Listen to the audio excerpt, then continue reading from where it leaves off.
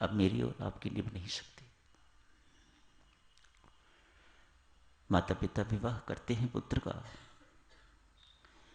हम वृद्ध होने वाले हैं, 2 हाथों से पुत्र सेवा नहीं कर सकेगा तो पत्नी आएगी तो 4 हाथ हो जाएंगे।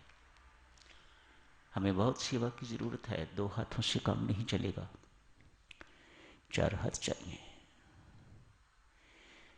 4 हाथ तो देवियों सज्जनों किसी किसी के बनते हैं, लेकिन वे 4 पांव वाले बन जाते हैं, पशुवत पुत्र बन जाते हैं। तीसरी प्रकार के पुत्र। चौथी प्रकार के पुत्र राजन सेवक पुत्र होते हैं। माता पिता में परमात्मा को देख के तो सेवा करने वाले, सेवा करवाने वाले नहीं, सेवा करने वाले। उनके लिए माता पिता की सेवा परमात्मा की सेवा, माता पिता का पूजन परमात्मा का पूजन। मैं ऐसे पुत्रों को देवी सज्जनों बहुत भाग्यवान मानता हूं जिनको ऐसे सुअवसर परमात्मा प्रदान करता है।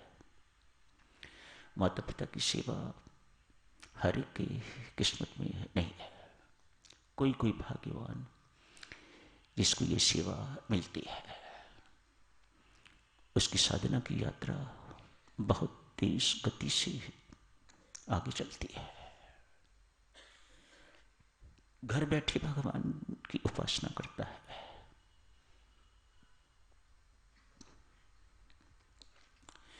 जिस बहू को सास की सेवा करने को मिल जाती है वह बहू धन्य, अति धन्य। जिस पुत्र को माँ बाप की सेवा मिल जाती है वह पुत्र धन्य, अति धन्य। सेवा तो साधु किसी को भी मिले, जिस पत्नी को अपनी पति और सास ससुर की सेवा मिल जाती है वह भी धन्य। सेवा के लिए इतना ही याद रखो, नर की सेवा नहीं, नारायण की सेवा। सेवा वही परमात्मा के घर पहुंचती है। बाकी सेवा में तो देवी सज्जनों मैं की सेवा है, परमात्मा की सेवा नहीं है। कोई बिरला करने वाला परमात्मा की सेवा। सेवा तो वही है जो परमात्मा की सेवा है। हम सब नर की सेवा करने वाले, नारी की सेवा करने वाले, नारायण की नहीं। परमात्मा उसी सेवा को सेवा मानता है। राजन तेरा पुत्र शत्रु पुत्र था, शत्रुता निभाने के लिए आया था, चला गया।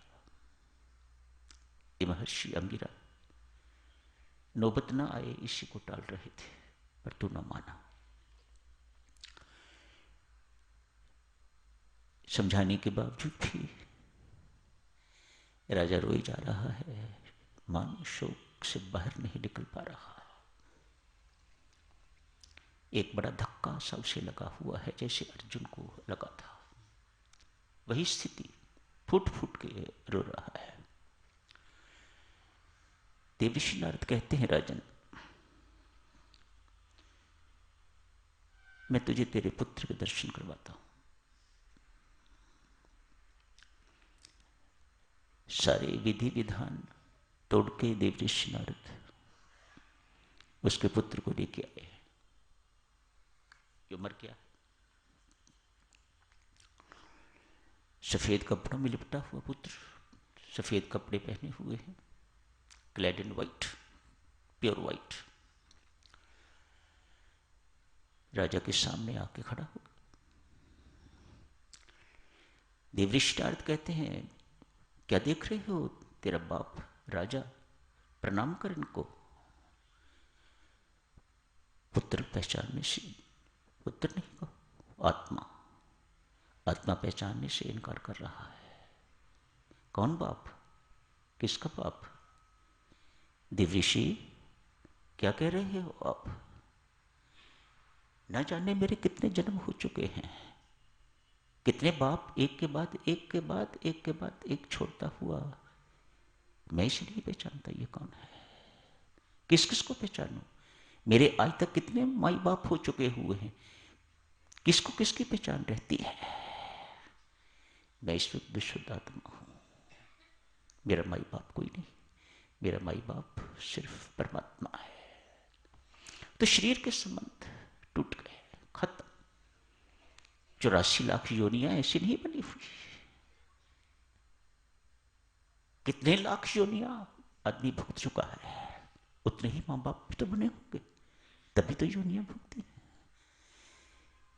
कभी कीट पतंग के माँ बाप, कभी किसी के, कभी किसी के, कभी चिड़िया, कभी कौवा, कभी कुत्ता, कभी बिल्ला, इत्यादि इत्यादि। इतनी लंबी यात्रा करके तो मानव जन्म प्राप्त हुआ है। और मानव जन्म में भी देवऋषि मेरी कितनी योनियां हो गई, मैं किस किस बाप को पहचानता। फिर देवऋषि नारद, सुन लिया राजन, मैंने तो नहीं कहा इसे ऐसा बोलने के लिए, ये अपने आप बोल रहा है।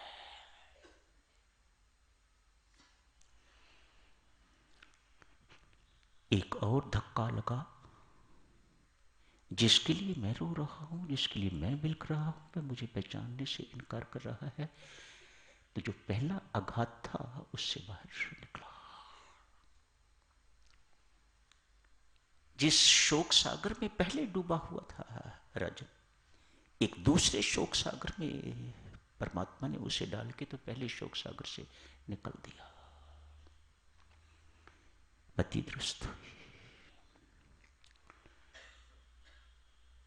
जारी रखेंगे सार्वजनों काल इस चर्चा को। संत महात्मा यहां फरमाते हैं, जो माता पिता अपने पुत्र को, पुत्री को सुसंस्कारी नहीं बनाते, उनके बच्चे शत्रु और वैरी पुत्र पैदा होते हैं, उन्हीं के घर। कल करेंगे सार्वजनिक चर्चा। आज यही समाप्त करने की इजाजत दीजिएगा। धन्यवाद। यही कहना होगा ना, मात्र पुत्र पुत्री पैदा करना ही माता पिता का कर्तव्य नहीं है, इससे बढ़ के कहीं अधिक कर्तव्य है उन्हें सुसंस्कारी बनाना। जो माता पिता इस सब्जेक्ट में फेल हो जाते हैं, उनका आगामी जन्मों में क्या हाल होता है कल देखेंगे। आज ही समाप्त करने की इजाजत दें। धन्यवाद।